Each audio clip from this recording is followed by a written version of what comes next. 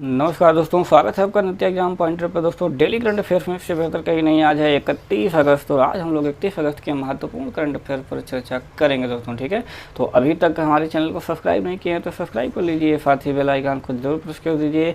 अगर इस current affairs का PDF डाउनलोड करना चाहते हैं तो डिस्क्रिप्शन में हमारे टेलीग्राम चैनल का लिंक दिया गया है, आप उसे ज्वाइन कर लीजिए। यहाँ पर PDF जो है भेज दिया जाएगा तो आप उसे डाउनलोड कर सकते हैं दोस्तों। ठीक है, तो ये हमारे कुछ डेली के क्लास हैं जो चलते हैं। ये करंट अफेयर्स है, ये मैथ्स है, रेलवे स्पेशल मैथ है, GS geography, UP special history. तो आप भी क्लास लीजिए दोस्तों, इसमें टाइम से आइए और ज्वाइन कीजिए। ठीक है, चलिए स्टार्ट करते हैं हम लोग। कौन सा देश 2021 में ब्रिक्स खेलों की मेज़बानी करने की योजना बना रहा है? तो वो है दोस्तों भारत। ठीक है, भारत जो है 2021 में जो ब्रिक्स खेल होंगे उनकी मेज़बानी करने की योजना बना रहा है। हम जानते हैं कि जो ब्रिक्स होता है, ब्रिक्स मतलब कि BRICS, ठीक है, मतलब ब्राज़ील, रूस, इंडिया, चाइना और साउथ अफ्रीका। ठीक है, ये होते हैं ब्रिक्स के 5 देश। ठीक है, तो ये जो खेल हैं 2021 उनकी मेज़बानी करने की योजना बना रहा है भारत, जिसकी व्यवस्था खेलो इंडिया गेम 2021 से की जाएगी। यह घोषणा किरण रिजिजू के बाद खेल मंत्री ने ब्रिक्स देशों के खेल मंत्रियों की बैठक में की। ठीक है, तो 2021 में भारत को 5 देशों के स्वतंत्र अंतर्राष्ट्रीय समूह की अध्यक्षता मिलेगी।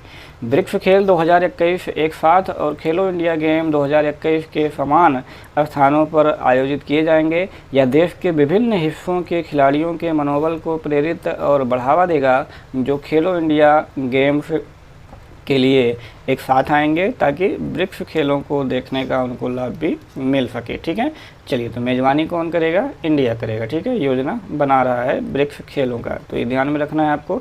दूसरा जो प्रश्न है, किस देश के साथ भारत ने वीडियो कॉन्फ्रेंसिंग से 14वीं रक्षा नीति वार्ता आयोजित की है? तो वो है दोस्तों सिंगापुर। ठीक है, सिंगापुर से दोस्तों भारत ने वीडियो कॉन्फ्रेंसिंग के जरिए जो 14वीं रक्षा नीति वार्ता है उसको आयोजित की है। ठीक है, चलिए और आगे थोड़ा सा देखते हैं। तो जो भारत और सिंगापुर रक्षा नीति वार्ता है, जिसे कि हम DPD कहते हैं, उसका आयोजन वीडियो कॉन्फ्रेंसिंग के जरिए किया गया। इसकी सह अध्यक्षता रक्षा सचिव डॉक्टर अजय कुमार और सिंगापुर के अस्थायी सचिव रक्षा श्री चैन हैंग ने की थी। सम्मेलन में भारत और सिंगापुर के बीच द्विपक्षीय रक्षा संबंधों के कई मुद्दों पर चर्चा हुई और देशों ने उनके बीच सुरक्षा साझेदारी को बढ़ाने के लिए प्रतिबद्धता जाहिर की है दोस्तों। ठीक है, तो भारत और सिंगापुर के बीच मानवीय सहायता और आपदा राहत पर कार्यान्वयन व्यवस्था पर भी हस्ताक्षर किए गए हैं। भारत सिंगापुर रक्षा संबंध यहाँ पर थोड़ा सा देखें तो भारत और सिंगापुर के बीच एक अच्छी तरह से स्थापित और व्यापक साझेदारी है, जिसमें हर साल भारत में सिंगापुर सेना और वायुसेना का प्रशिक्षण, वार्षिक मंत्री स्तरीय और सचिव स्तर के संवाद, सशस्त्र बलों के 3 अंगों के बीच कर्मचारी स्तर की वार्ता, ये सारी चीज़ें इसमें शामिल होती हैं। ठीक है, भारत सिंगापुर रक्षा संबंध में, तो ये चीज़ें आपको ध्यान में रखनी है। तीसरा नंबर जो प्रश्न है, किस मंत्रालय ने चुनौती कार्यक्रम शुरू किया है? कौन सा चुनौती कार्यक्रम शुरू किया है किस मंत्रालय ने? तो वो शुरू किया है दोस्तों इलेक्ट्रॉनिक्स और सूचना प्रौद्योगिकी मंत्रालय ने। ठीक है, इलेक्ट्रॉनिक और सूचना प्रौद्योगिकी मंत्रालय ने दोस्तों चुनौती कार्यक्रम की शुरुआत की है। ठीक है, चलिए, तो के मंत्री हैं दोस्तों इस समय हैं रविशंकर प्रसाद। उन्होंने चुनौती नेक्स्ट जनरेशन स्टार्टअप चैलेंज प्रतियोगिता का शुभारंभ किया है। यह कार्यक्रम भारत के Tier 2 शहरों पर विशेष ध्यान देने के साथ साथ स्टार्टअप सॉफ्टवेयर उत्पादों को बढ़ावा देने के लिए भी शुरू किया गया है। इस कार्यक्रम का उद्देश्य चिन्हित क्षेत्रों में काम कर रहे लगभग 300 स्टार्टअप्स की पहचान करना और उन्हें 25 लाख रुपये तक की प्रारंभिक राशि और अन्य सुविधाएँ उपलब्ध कराना है। ठीक है, तो इस कार्यक्रम के लिए 3 साल की अवधि में सरकार 95.03 करोड़ रुपए की राशि निर्धारित की है। इस चुनौती के तहत इलेक्ट्रॉनिक्स और सूचना प्रौद्योगिकी मंत्रालय काम के लिए निम्नलिखित क्षेत्रों में स्टार्टअप को आमंत्रित करेगा, जैसे कि आम जनता के लिए एग्टेक, एग्रीटेक और फिनटेक सॉल्यूशन, आपूर्ति श्रृंखला, लॉजिस्टिक और परिवहन प्रबंधन, बुनियादी ढांचा और दूरस्थ निगरानी, चिकित्सा स्वास्थ्य देखभाल, नैदानिक रोकथाम और मनोचिकित्सीय देखभाल, नौकरियां, कौशल भाषाई उपकरण और प्रौद्योगिकियाँ। ठीक है, तो इतने सारी चीज़ों पर यहाँ पर वर्क किया जाएगा। ठीक है, चलिए अगला जो प्रश्न है वो ये है, निम्नलिखित में से कौन एकलव्य मॉडल आवासीय विद्यालय के एक शिक्षक को राष्ट्रीय शिक्षक पुरस्कार 2020 विजेता है? तो वो है दोस्तों सुधा पेनुली, ठीक है, कौन है, सुधा पेनुली। तो सुधा पेनुली दोस्तों जनजातीय मामलों के मंत्रालय के तहत गठित एकलव्य मॉडल आवासीय विद्यालय के एक शिक्षक को राष्ट्रीय शिक्षक पुरस्कार 2020 के विजेता हैं। यह राष्ट्रीय शिक्षक पुरस्कार NT 2020 के लिए चयनित 45 उत्कृष्ट शिक्षकों की सूची में से एक है। यह EMRF कलसी देहरादून उत्तराखंड की स्थापना के बाद से उप प्रधानाचार्य के रूप में नामित हैं। एकलव्य जन्म दिवस, बगिया बर्थडे गार्डन, शिक्षा में नाट्य मंच, एकलव्य जनजातीय संग्रहालय, कौशल विकास कार्यशालाएं और इसी तरह की पहले जो है उनके अभियान के अभिनव प्रयोग की सबसे अनूठी विशेषताएं हैं, ठीक है। तो केंद्रीय शिक्षा मंत्रालय, स्कूली शिक्षा और साक्षरता विभाग द्वारा गठित राष्ट्रीय स्तर पर स्वतंत्र जूरी ने इन शिक्षकों का चयन किया है, ठीक है। चलिए, तो हम लोग नेक्स्ट प्रश्न देखते हैं, किस सरकार ने स्वस्थ शरीर स्वस्थ मन फिटनेस अभियान, ठीक है, शुरू किया है। तो वो शुरू किया है दोस्तों किसने, दिल्ली सरकार ने, ठीक है। स्वस्थ शरीर स्वस्थ मन फिटनेस अभियान दिल्ली सरकार ने शुरू किया है, ठीक है। तो ये जो कोविड-19 महामारी है, इसके कारण लॉकडाउन में अपने घरों में सीमित रहने वाले छात्रों के लिए फिटनेस अभियान स्वस्थ शरीर स्वस्थ मन फिटनेस अभियान दिल्ली सरकार द्वारा शुरू किया गया है।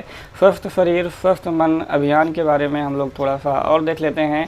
तो एक यूट्यूब चैनल जो कि हर बुधवार को एक वीडियो अपलोड शुरू किया गया है, जिसके द्वारा छात्रों को एक सप्ताह के लिए अभ्यास करने और फिटनेस बनाए रखने के लिए स्वस्थ शरीर स्वस्थ मन अभियान के तहत महामारी के बीच कर सकते हैं। छात्रों के बीच जो उद्यमशीलता क्षमताएं हैं उनको शामिल करने के लिए एक ऑनलाइन उद्यमशीलता मानसिकता EMC बूट कैंप भी स्टार्ट किया गया है दोस्तों, ठीक है। तो यहाँ पर आप दिल्ली देख सकते हैं, मुख्यमंत्री हैं अरविंद केजरीवाल और इस समय जो उपराज्यपाल हैं वो हैं दोस्तों अनिल बैजल, ठीक है। नेक्स्ट प्रश्न हम लोग देखेंगे, किस सॉफ्टवेयर कंपनी HDFC बैंक ने डिजिटल ग्राहक अनुभवों को बढ़ाने के लिए साझेदारी की है, ठीक है। तो वो कौन सी कंपनी है, तो वो है एडोब, ठीक है। एडोब ने HDFC बैंक के साथ मिलकर के जो डिजिटल ग्राहक अनुभव हैं उनको बढ़ाने के लिए दोस्तों साझेदारी की है एडोब ने, ठीक है। तो HDFC बैंक ने अपने ग्राहकों के डिजिटल अनुभव को बढ़ाने या और बेहतर करने के लिए दोस्तों एडोब के साथ, एडोब आप लोग जानते होंगे, एडोब रीडर आता है जिसमें आप PDF, एडोब के बहुत सारे सॉफ्टवेयर फोटोशॉप आते हैं, कई सारे सॉफ्टवेयर आते हैं, तो उनके साथ एक रणनीतिक साझेदारी की घोषणा की है। एडोब अनुभव क्लाउड सोल्यूशन द्वारा संचालित है। साझेदारी एडोब एक्सपीरियंस क्लाउड सोल्यूशन द्वारा संचालित है, जो कि HDFC बैंक को किसी भी समय और कहीं भी नए मौजूदा ग्राहकों को व्यक्तिगत डिजिटल अनुभव प्रदान करने में मदद करेगी, ठीक है। तो HDFC बैंक ग्राहकों की गहरी समझ विकसित करने के लिए एडोब ऑडियंस मैनेजर में डेटा मैनेजमेंट प्लेटफॉर्म जैसे प्लेटफॉर्म का इस्तेमाल करेगा। तो HDFC बैंक के ग्राहकों को इस साझेदारी के तहत निम्नलिखित सेवाएं मिलेंगी। कौन कौन सी, जैसे कि HDFC शाखा में जाए बिना हम खाता खोल सकते हैं। 24/7 घर से डिजिटल रूप से ऋण के लिए आवेदन करने के लिए एक मंच है। विभिन्न प्रकार के एंड टू एंड ट्रांजैक्शन के लिए किसी भी डिवाइस का उपयोग और बिना किसी भौतिक इंटरफेस के निवेश का भी प्रबंधन। तो इतनी सारी चीज़ें जो है इसमें शामिल रहेंगी, ठीक है। चलिए, नेक्स्ट जो प्रश्न है वो देखते हैं कि पुस्तक का एक नाम है national security challenge young scholars perspective, ठीक है, के लिए एक श्रद्धांजलि है। तो वो किसके लिए एक श्रद्धांजलि है, तो वो है फील्ड मार्शल सैम मानेकशॉ, ठीक है। ये इनके लिए एक श्रद्धांजलि है, जो कि पुस्तक का नाम क्या है, national security challenges young scholars perspective, ठीक है। चलिए आगे देखते हैं। तो ये पुस्तक जो है दोस्तों फील्ड मार्शल सैम मानेकशॉ की प्रशंसा करने के लिए है। यह पुस्तक 1971 के भारत पाकिस्तान युद्ध के रणनीतिकार फील्ड मार्शल सैम मानेकशॉ को श्रद्धांजलि है, जिसके परिणाम स्वरूप बांग्लादेश आज़ाद हुआ था। तो ये चीज़ें ध्यान में रखना है। यह पुस्तक जो है दोस्तों 2018-19 फील्ड मार्शल मानेकशॉ निबंध प्रतियोगिता पुरस्कार विजेताओं के कुछ चुनिंदा निबंधों का एक संग्रह है। पुस्तक में राष्ट्रीय सुरक्षा से संबंधित कई विषय हैं और इस पुस्तक का उद्देश्य है कि भारतीय युवाओं में रणनीतिक सोच जो है वो विकसित किया जाए, ठीक है। तो भारतीय सेना प्रमुख जनरल मनोज मुकुंद नरवणे, जो कि इस समय के सेना प्रमुख हैं, इन्होंने इस पुस्तक का विमोचन किया है और विश्वविद्यालय के छात्रों द्वारा ये लिखी गई है, जो स्नातक स्तर से लेकर के डायरेक्टरेट उम्मीदवारों पर आधारित है।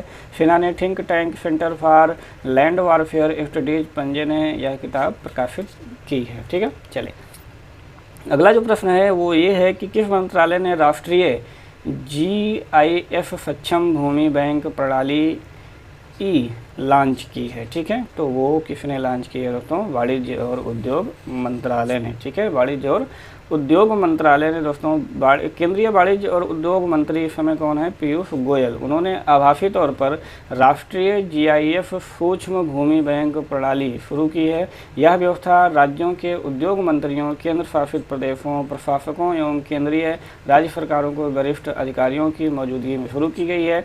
इस पहल का समर्थन invest India, national centre of geo informatics, राष्ट्रीय ई-गवर्नेंस विभाग, इलेक्ट्रॉनिक्स एंड सूचना प्रौद्योगिकी मंत्रालय, Bhaskaracharya institute for space applications and Jio information द्वारा ये किया जा रहा है, ठीक है। तो जो राष्ट्रीय GIF सक्षम भूमि बैंक प्रणाली का विकास है वो राज्य GIF प्रणालियों के साथ साथ औद्योगिक सूचना प्रणाली के समेकन द्वारा किया जा रहा है। प्रारंभ में इस प्रणाली को केवल 6 राज्यों में लॉन्च किया जाएगा, ठीक है। चलिए अगला जो प्रश्न है 9 नंबर की, किस देश ने असम सरकार के साथ राज्य में कौशल विश्वविद्यालय स्थापित करने के लिए एक समझौता ज्ञापन पर हस्ताक्षर किया है? तो वो देश कौन सा है दोस्तों? सिंगापुर, ठीक है। सिंगापुर क्या करेगा? असम सरकार के साथ जो है दोस्तों राज्य में कौशल विश्वविद्यालय स्थापित करने के लिए एक समझौता किया है, ठीक है। चलिए, तो सिंगापुर ने असम सरकार के साथ राज्य में कौशल विश्वविद्यालय स्थापित करने के लिए एक समझौता ज्ञापन पर हस्ताक्षर किए हैं। असम कैबिनेट ने असम कौशल विकास विश्वविद्यालय विधेयक को मंजूरी दी, जो मंगलदोई में कौशल विश्वविद्यालय स्थापित करने का प्रावधान करता है, ठीक है। तो कहाँ पर होगा? मंगलदोई में जो है कौशल विश्वविद्यालय स्थापित किया जाएगा। यूनिवर्सिटी की स्थापना दोस्तों 900 करोड़ रुपए की लागत से किया जाएगा।